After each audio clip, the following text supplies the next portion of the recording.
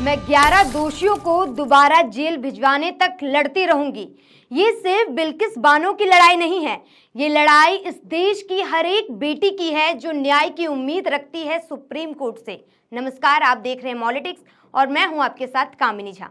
सोचिए कैसा लगता होगा उस महिला को जिसका सामूहिक बलात्कार होता है और दोषियों को सिर्फ इसलिए छोड़ दिया जाता है क्योंकि उन दोषियों का व्यवहार जेल में अच्छा था। सच में वाकई ऐसा होता है? हाँ होता है। गुजरात सरकार में सब होता है।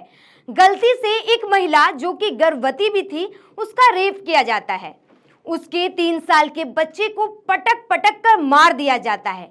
लेकिन जो लोग अच्छे होते हैं और अगर उनसे छोटी सी गलती हो जाए तो इसका ये मतलब तो नहीं कि उन्हें उम्र भर के लिए जेल की 4 दीवारों में बंद कर दिया जाए। आपका व्यवहार अच्छा होना चाहिए, उसके बाद भले ही आप किसी भी लड़की को नोच ही क्यों ना दे।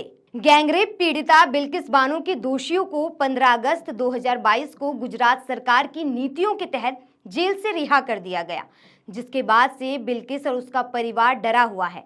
लेकिन बिल्किस बानो ने दोबारा से सुप्रीम कोर्ट का दरवाजा खटखटाया है। बिल्किस ने रिहाई के गुजरात सरकार के फैसले को सही ठहराने वाले सुप्रीम कोर्ट के 13 मई के आदेश पर रिव्यू पिटीशन दाखिल की, जिसे बुधवार को चीफ जस्टिस डीवाई चंद्रचूड़ के आगे रखा गया। उन्होंने कहा कि जल्द ही इस पर विचार कर उचित बेंच को सौंपा जाएगा। बिल्किस ने कहा कि उसे पहले भी सुप्रीम कोर्ट से न्याय मिला था और उसे दोबारा से न्याय मिलेगा। आपको बता दें कि सुप्रीम कोर्ट ने गैंगरेप के दोषियों की रिहाई के फैसले को 1992 में बने नियम के तहत सही ठहराया है। वहीं इस पिटीशन में बिल्किस की ओर से कहा गया कि इस मामले में रिहाई की नीति महाराष्ट्र की लागू होनी चाहिए, ना कि गुजरात की, क्योंकि इस केस की सुनवाई महाराष्ट्र में की जा रही थी। वहीं दोषियों ने सुप्रीम कोर्ट में दाखिल हलफनामे में कहा कि समय से पहले उनकी रिहाई एकदम सही है, क्योंकि उन्होंने जेल में 14 साल और उससे भी ज्यादा की सजा पूरी कर ली है।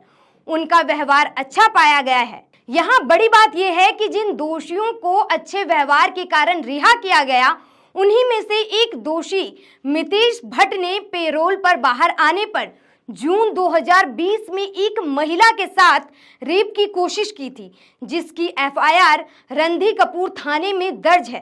क्या ऐसे लोगों को दुनिया में आजाद घूमने के लिए छोड़ देना सही है और कोर्ट में लंबी लड़ाई के बाद सरकारें ऐसे दोषियों को रिहा करती रहेगी तो क्या लोगों के अंदर इंसाफ और न्याय के लिए लड़ने की जो उम्मीद है वो रहेगी? 27 फरवरी 2002 को अयोध्या से गोधरा आ रही साबरमती एक्सप्रेस ट्रेन की 2 कोचों में आग लगा दी जाती है, जिसके बाद 59 तीर्थयात्रियों की मौत हो गई। इस घटना के बाद गुजरात में दंगे भड़क गए। 3 मार्च 2002 को बिल्किस बानो के साथ गैंगरेप किया गया। बिल्किस इस समय गर्भवती थी। बिल्किस के 3 साल के बच्चे के साथ साथ परिवार के 15 लोगों को मार डाला गया। सबूत नहीं होने की वजह से पुलिस ने केस दर्ज नहीं किया। दिसंबर 2003 में बिल्किस सुप्रीम कोर्ट जाती है। कोर्ट ने सीबीआई को जांच के आदेश दिए। 2004 में सीबीआई ने सभी संदिग्धों को गिरफ्तार किया। बिल्किस ने केस की सुनवाई महाराष्ट्र में करने की मांग की, क्योंकि उसे डर था कि गुजरात में उसके सबूतों के साथ छेड़छाड़ की जा सकती है। महाराष्ट्र में निचली अदालत ने 13 लोगों को रेप और हत्या के मामले में दोषी पाया। कोर्ट ने 11 दोषियों को उम्र कैद की सजा सुनाई, जिसके बाद सीबीआई ने कोर्ट में फांसी की सजा की मांग की। इसी तरह कई सुनवाई होती रही। 2017 में कोर्ट ने दोषियों को उम्र कैद की सजा सुनाई। 15 साल जेल की सजा काट रहे दोषियों ने सुप्रीम कोर्ट से रिहाई की मांग की। कोर्ट ने गुजरात सरकार की नीति के तहत दोषियों को रिहा कर दिया। अब इस अपराध की एक चश्मदीद गवाह सद्दाम का कहना है कि उसे अब धमकाया जा रहा है। जब ऐसे फैसले आते हैं और न्याय की आवाज उठाने से पहले ही लोग हार मानने लगते हैं। लेकिन बिल्किस को उम्मीद है हमारे सुप्रीम कोर्ट से कि वो उसे निराश नहीं करेगा। वैसे बिल्किस के दोषियों को आजाद घूमता देख वो लड़कियां जिनके साथ भी कभी ऐसा हुआ था और वो न्याय के लिए नहीं लड़ी, सोच रही होंगी कि अच्छा ही हुआ कि हम नहीं लड़े।